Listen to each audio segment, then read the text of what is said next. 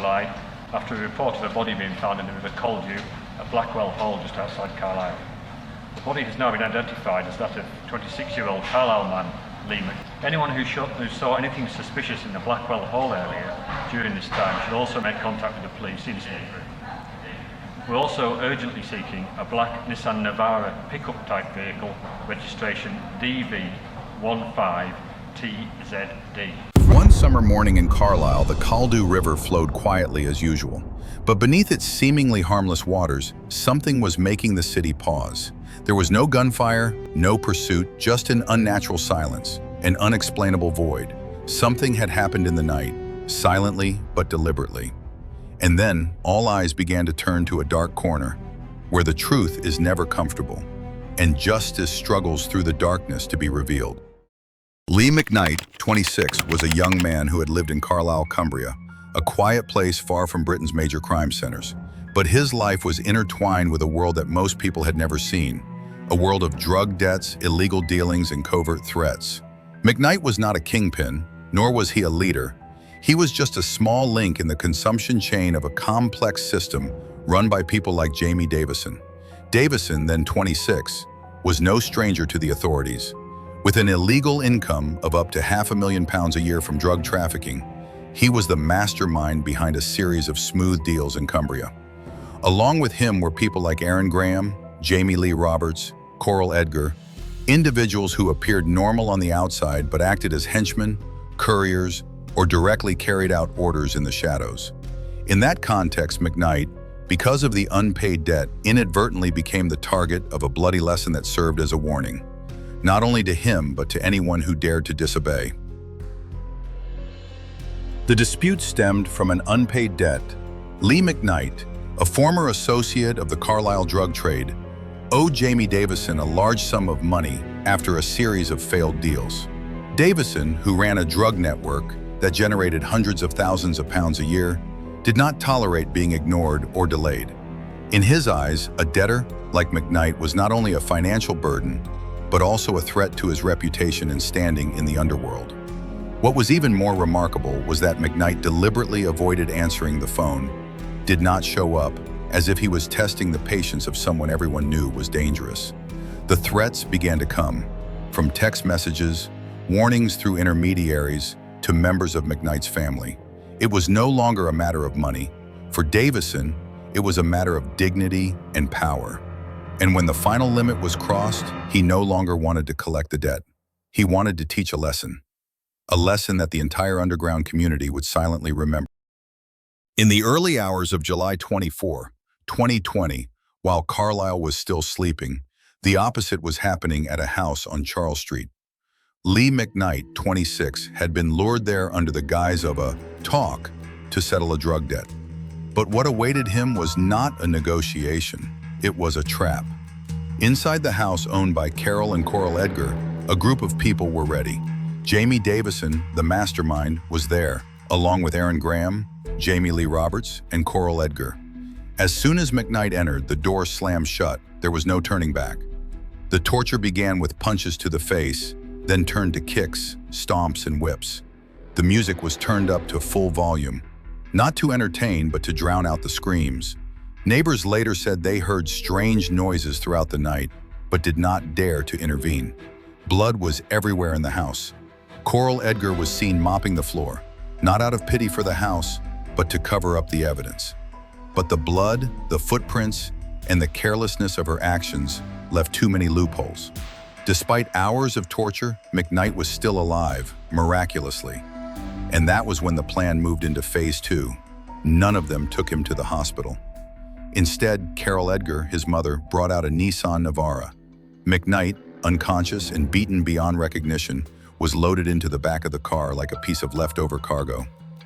Paul Roberts, Jamie Lee's father, was also called in, not to help, but to help with the disposal. They drove to the Caldew River, a remote spot not far from the city center.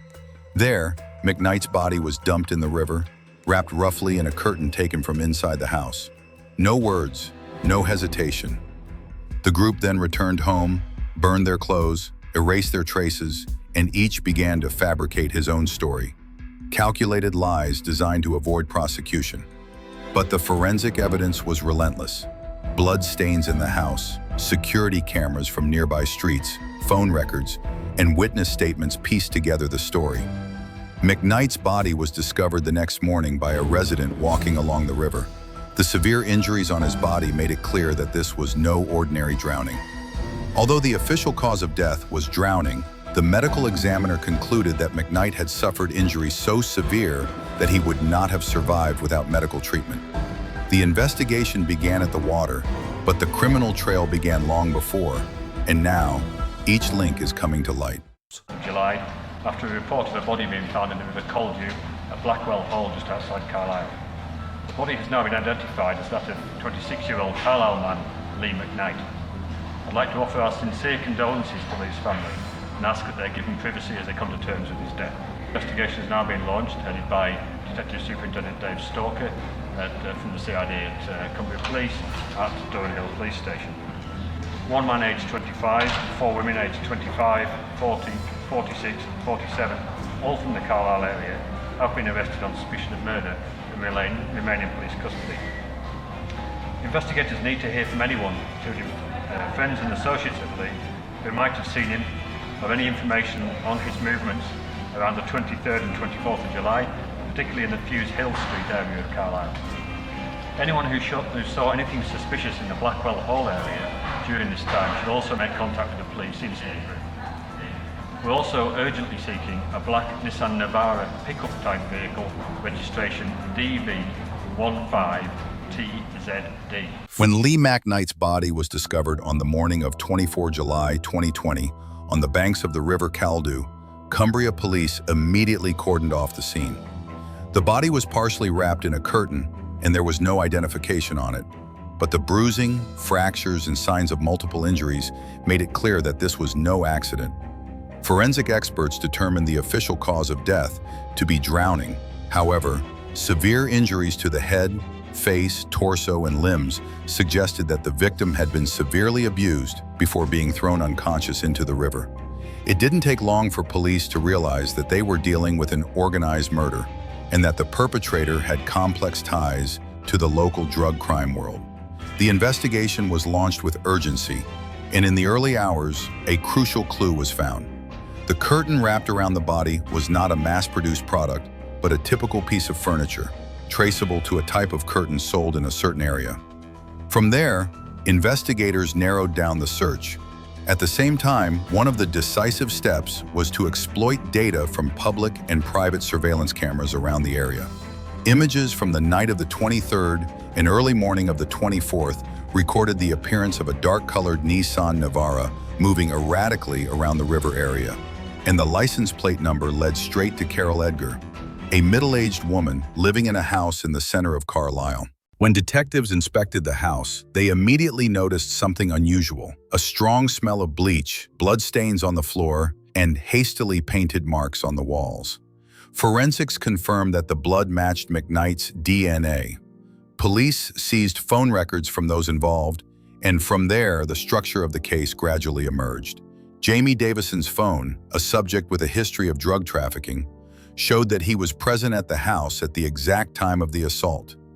In addition, location data showed that devices belonging to Aaron Graham, Coral Edgar, and Jamie Lee Roberts were also in the vicinity during the crucial time frame. Notably, at around 3 a.m., a call was made from Jamie Lee Roberts' phone to his father, Paul Roberts, who later arrived at the scene and participated in the process of transporting the body.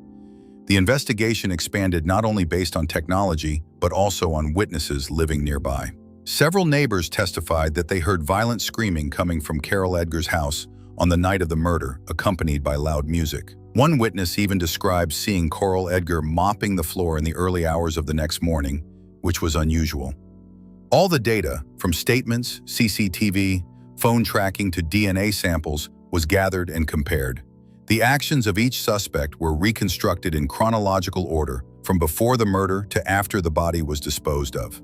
Investigators, with the support of the Crown Prosecution Service, CPS, prosecutors, developed a charging strategy based on the coordinated actions of the co-defendants, not just the attackers, but also those who provided the means, cleaned up the scene, and concealed the evidence. Each of the defendants gave conflicting accounts, trying to pin the blame on each other. But that was what made the truth come out. No one was innocent. Each piece of the crime puzzle was pieced together over the course of just a few weeks of investigation, with precision and determination, paving the way for all 6 suspects to be brought to justice. In this case, Jamie Davison played the role of the mastermind, the one who ordered, directly tortured, and coordinated the entire plan. Aaron Graham and Jamie Lee Roberts were the ones who carried out the violence with Davison. Coral Edgar, as an assistant, participated in the assault and cleaned up the scene. Carol Edgar, Coral's mother, provided the means to transport the body in a Nissan Navara. Paul Roberts, Jamie Lee's father, did not participate in the attack, but contributed to the plan to dispose of the body and burn the clothes to erase the traces, making himself the final link in the chain of accomplices. Once the clues were pieced together and the identities of all the suspects established, the arrests were precise and coordinated. Jamie Davison, the mastermind, was arrested first at a temporary accommodation in Carlisle, where he had attempted to cut off contact with the others. His phone, although reset, still contained location data that confirmed his presence at the scene. Aaron Graham was caught after a brief pursuit as he drove around the country in his private car. Coral Edgar and her mother, Carol Edgar, were arrested at their home, which still contained traces of the crime scene, though it had been cleaned up. Jamie Lee Roberts and his father, Paul Roberts, were arrested last, when the police had sufficient evidence to directly link them to the disposal of the body and the destruction of the bloody clothes. No one fled, no one confessed. Each gave a different version of the story, but the inconsistencies only strengthened the case for the conviction. The trial opened at Carlisle Crown Court in 2021, with intense interest from the local press and residents. Prosecutors from the Crown Prosecution Service, led by Senior Prosecutor Isla Chilton, presented the jury with a robust case. Forensic evidence from the scene, time-matched phone records, CCTV footage of the Nissan Navara's movements overnight, along with witness testimony from neighbors and behavioral analysis from experts. During the trial, none of the defendants pleaded guilty.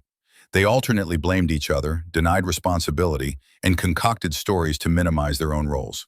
Jamie Davison denied any intention to kill, saying she had only intended to scare him to collect a debt. Coral Edgar testified that she just wiped up the blood, but did not participate in the beating. Paul Roberts insisted he was just helping his son, but the coldness of his testimony made it clear to the jury how callous and calculating the case was. After weeks of deliberation, all 6 defendants, Jamie Davison, Aaron Graham, Jamie Lee Roberts, Coral Edgar, Carol Edgar, and Paul Roberts, were found guilty of murder. The court determined that each, regardless of their role, had directly or indirectly contributed to Lee McKnight's death. The lengthy sentences were handed down, bringing to a close a brutal case that had left a deep mark on the Carlisle community. But for the victim's family, justice did not erase the pain. It only reinforced one point: silence never protects anyone in the face of violence.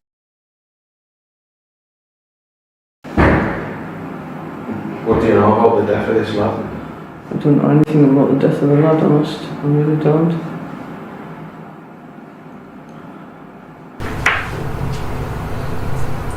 And then we come back to you, and you ring Jamie.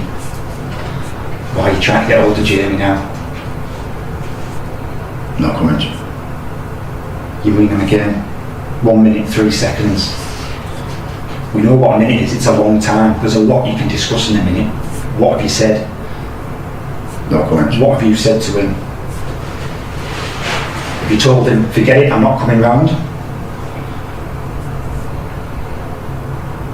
No comment. Get lost, sort it out yourself? No comment. At this point, do you know what's happened? No comment. Your phone goes dead at 2:18. Shortly after this Snapchat, completely dead, and doesn't come active again until 7:49 AM. What's the reason for this? This is the time frame that we've been focusing on asking you about. The time that Lee McKnight is murdered. His body's transferred and dumped in the river Caldew, and that Nissan Navara is driven out of town and dumped. And your phone is dead. And then it springs back to action at 7:49. But we can tell from looking at that phone data over the previous 2 days we've just discussed, it's normally quite active in the early hours.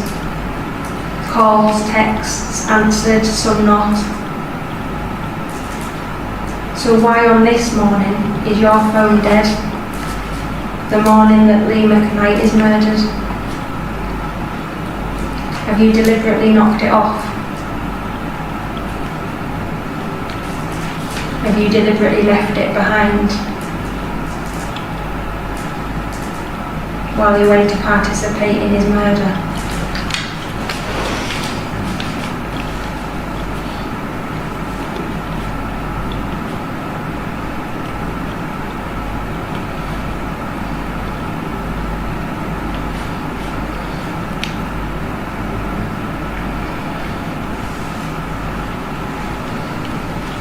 Is there anything now, Aaron, that you want to tell me? Dumped at the riverbank. We spoke yesterday, didn't we, about a pair of trainers that are located right next to the seat where you're arrested. Nike trainers in your PNC registered foot size 8. The damp, they're covered in mud, they've got bits of grass on, and Lee McKnight's body is located by the riverside. In the river, it's muddy, it's wet. You've got injuries to your legs consistent with the barbed wire. You were down there by that river disposing of his body, weren't you? No, I can't.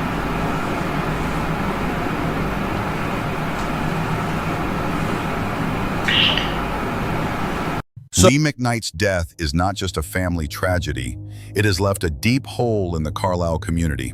6 people have been convicted. Justice has been served on paper, but what they took will never be returned. A life taken by violence, silence, and cold calculation.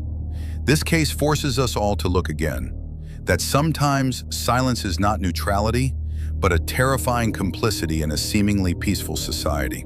If you find what happened unacceptable, leave your thoughts, share your story, and don't forget to subscribe to the Shadows of UK Crime channel to help expose the crimes that lurk in everyday life. Because sometimes, justice doesn't come from the courts. It comes from the voices of the community.